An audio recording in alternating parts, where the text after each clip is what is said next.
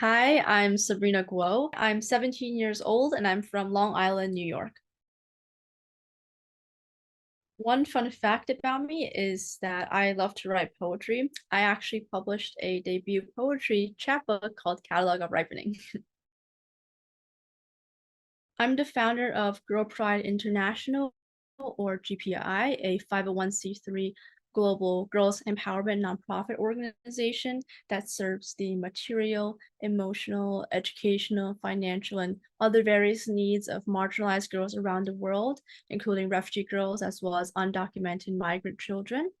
I'm also the founder of Long Island Laboring Against COVID-19, or LILAC, which is a COVID relief organization, and it also has an anti-hate branch as well. And LILAC serves the elderly, frontline workers, essential and non-essential workers, and many more, including veterans. Well, Girl Pride International, I founded Girl Pride International when in 2018, and I really founded the organization as a whole after I spoke with several Syrian refugee girls, artists who live in the Zaatari refugee camp in Jordan. I was researching about the Syrian refugee crisis because it was all over the news at the time, and I was pretty young at the time, so it piqued my interest. And upon researching about the refugee crisis, I learned of the Other Kind of Girl Collective, which is an organization that holds filmmaking workshops for these refugee girls to tell their own stories. And so I reached out to the collective, and I was fortunate enough to be able to interview a few Syrian refugee girls for journalism pieces that I had written. I'm also an avid writer, um, and I talked to them over Skype with the help of a translator from their end, and I learned of their stories. You know, they're not just tragic beings whose lives have been torn apart by war, but they're very vibrant, intellectual girls who have dreams. Many of them want to become doctors, lawyers, filmmakers, producers, and more. And so it really inspired me, this storytelling aspect, and building a platform for marginalized girls such as the ones that I talk to be able to document their own lives, to tell their own stories, because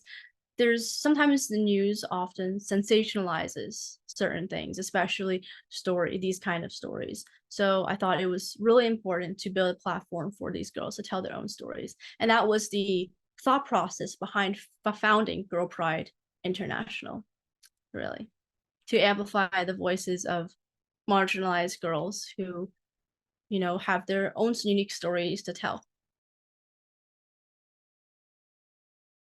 The first step I made was founding the Crossing Borders Pen Pal program, which is an international pen pal program that connects Syrian refugee girls with US students, and it later expanded to undocumented migrant children based in New Orleans currently who live there. Um, and this pen pal program was the first initiative of Girl Pride International, and it's what really immediately came about around the time when I spoke to these Syrian girls. I thought that it'd be really important and really nice to create this bridge, this connection, and so I held a pen pal letter workshops in my school district and locally. And so essentially a pen pal exchange letter program was formed between these refugee girls and US students. And I thought it was a really mind-blowing experience, because these students in America really realized that, we're really more similar than different. We're really all teenage girls with, our own unique dreams and aspirations. Crossing Borders Pen Pal program was our first initiative. Where do I see my journey going next? I am very grateful to say that I will be attending Yale University this fall. I will be pursuing a degree at the intersection of law, business, and public policy. And as for where I see my journey going next, I mean, I would definitely bring my legislative activism on campus, and I hope to engage in new initiatives to help New Haven at large. Also helping my college community through various nonprofit initiatives and humanitarian and clubs already on campus as well. And really just, entering a new college environment and creating these new projects with like-minded peers, combining our existing platforms, creating new ones, um, having partnerships, and really just making our college community locally and globally more more more embracive and just more welcoming for people from all walks of life. My motivation now would be um I think it all ties back to storytelling. It's really these stories around me from people of all walks of life that inspire me and keep me going. And really just hearing the stories, especially the similar stories and aspirations of people that I work with. For example, I've connected with girls in Syria who are fellow writers, fellow artists who who love poetry and short stories and just any form of creative writing. And I've also met girls who want to become lawyers and who live in Kenya, and just these connections, these common threads are things that keep me going. I'm realizing that we're more similar than different, and that's something that I want people around the world to realize more. What I'm most proud of is not really an achievement or an honor, but it has to do with the story of Lisano. So in 2018, I founded Girl Pride International, which is the girls empowerment nonprofit organization, and we have a Samburu chapter in Kenya that's recognized by the Ministry of Labor of Kenya. And I created an ambassadors scholarship program that currently funds 100 academic scholarships to disadvantaged female students and also boy allies. And to demonstrate why I'm so proud of this ambassadors program, I want to share with you the story of Lisano. And so Lisano was a then 11-year-old Kenyan girl, and she was forced to marry a 50-year-old man by her own father. And this was child marriage is something you hear of on the news. And when I first heard of this story, personally by people who live underground there, I was shocked. Just it it was so mind-blowingly cruel and devastating. um and Lisano also suffered from child abuse at home. And so through legal intervention and raising money to fight this battle in her local court in collaboration with her head teacher, fortunately, I was able to help Lisana win her court case, and that prevented her from this cruel and forced marriage.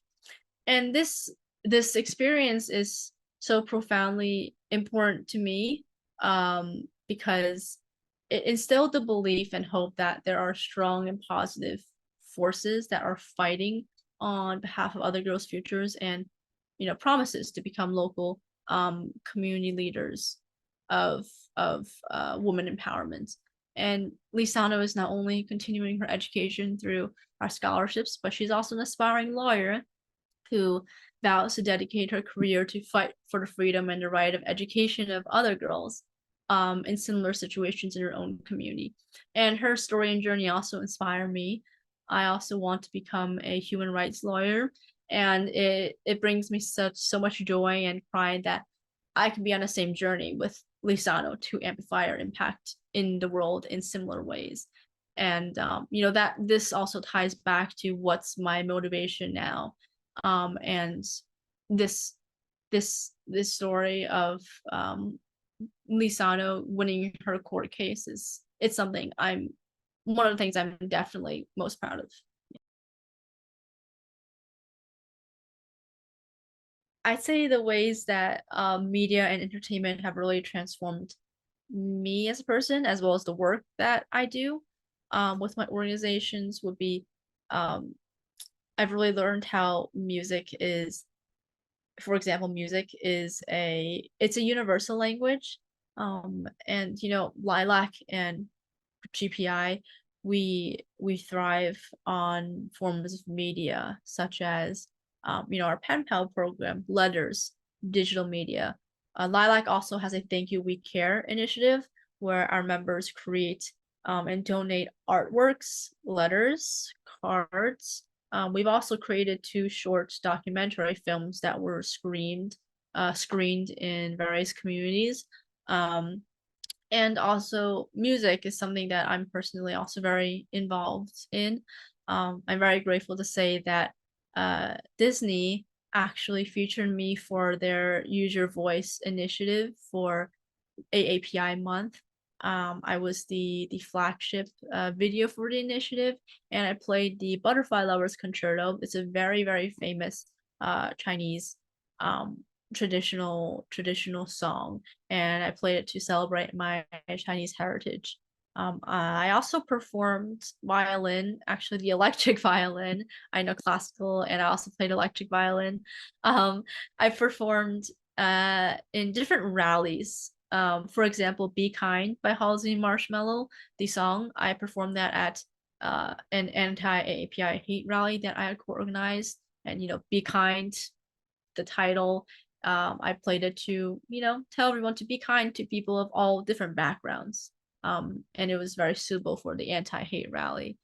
And also, let's see, well, storytelling, that's also another thing that our pen pal program and Girl Pride International and Lilac at large also aspires to continue and to do. Um, for our Thank You We Care initiative under Lilac, we have shared so far more than 300 pieces of creative work. Um, and that also includes the two mini documentaries that I mentioned. And we've also fundraised for filmmaking workshops held by the Another Kind of Girl Collective. And also, I guess this is more entertainment, but I also do modeling. I was invited to Fashion Week Brooklyn and also New York Fashion Week. And I think it's just modeling, it's a way to for me to show the world that, you know, a young Asian American girl can also have a place on the runway. And it's also a way that I hope to spread confidence.